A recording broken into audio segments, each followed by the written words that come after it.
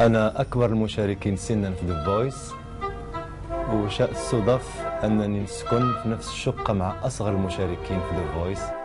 أنا في كل مكان دائما أكون يعني أصغر شيء، يعني حتى في البيت يعني أهلي دائما يهتموا بي ويدلعوني. ولكن هذا الفرق في السن ما منعش أنه تكون بيناتنا علاقة متميزة.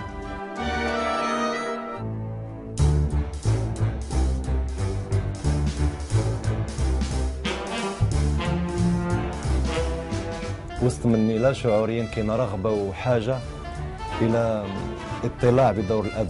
قصي كل ما يشوفني يقول لي ابني أنت. قصي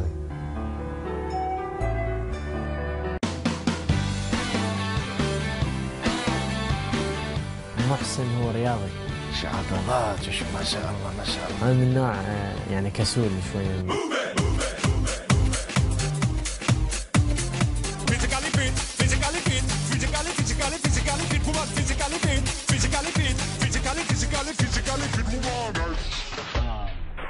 فاق خوصي قال تحت التليفون على طول.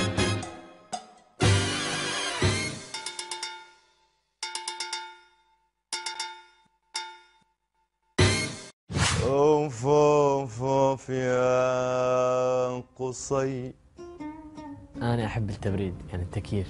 كل يوم يسي صبح ومساء. طفي الليلة.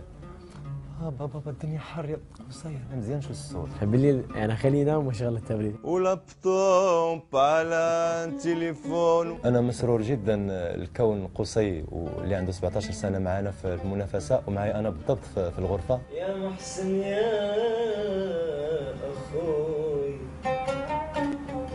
وبمثابة ابوي. فكنتمنى نستمروا في المنافسه لكي تستمر العلاقة والمشاكسة ديال قصي وقيامي بدور الأب. يا مظلوم يا مظلوم يا قصي.